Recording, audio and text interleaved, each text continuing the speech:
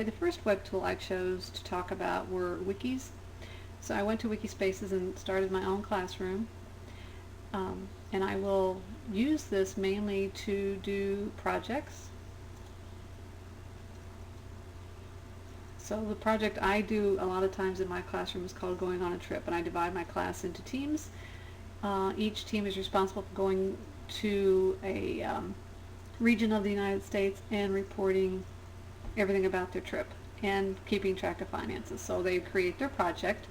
I can also talk about discussion so that we can talk about their trip as they go through it. So I can post something on wikis and we can talk about it, post it, discuss things. I can keep an eye on all the groups at the same time. I can also use a calendar to post certain events. So if I want a rough draft due on a certain day, I can type it here, post it, and then everyone has that information. Parents can see it, we can see it.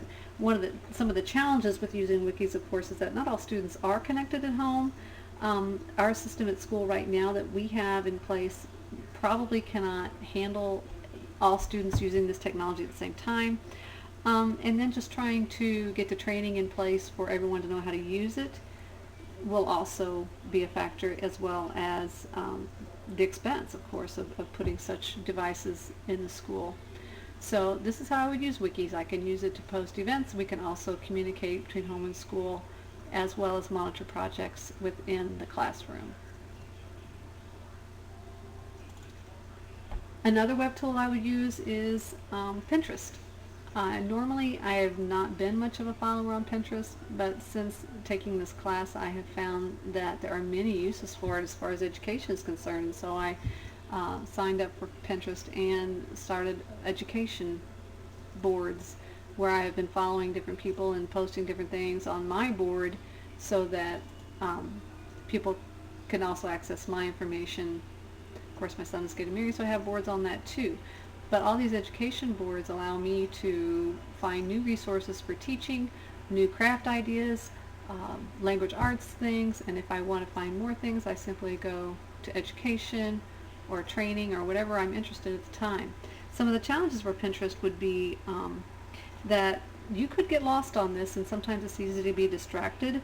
And if you're not careful, you may end up getting in situations where you're looking at things that you're going to have to buy. If you want to look at free sites, you have to be careful of that as well. So there's a time factor, a little bit distracting, and be careful of the cost. The mobile app I chose to talk about is the Google Calendar. For me, a Google Calendar would be an excellent way to communicate with home and school, just the community as a whole, to be able to communicate what's going on at school, to follow events. If there would be a day out of school, you could simply type on that day, say there's no school, create that. Then you can also go into these and color code them if you'd like. You can edit them however you want. So maybe days off school would be one color, and just for an example you could do that. Also homeschool communication, if you have a meeting and you want to meet with certain parents, or you have a project due, that could be a different color. You could have a color for every subject. So that would just be another use for the calendar. You can go by day so that each student could have their school schedule in here. You can go by month.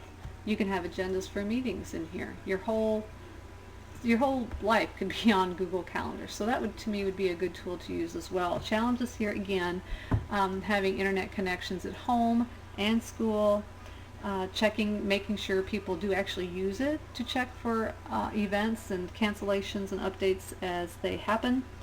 And it's not reliable if everybody's not connected. So again, there's also the cost involved of setting the system up at school. But to be accessible anywhere, anytime, to know what's going on is a big plus, I think, so that there's always that open door between home and school, which is definitely a benefit. So those are my apps.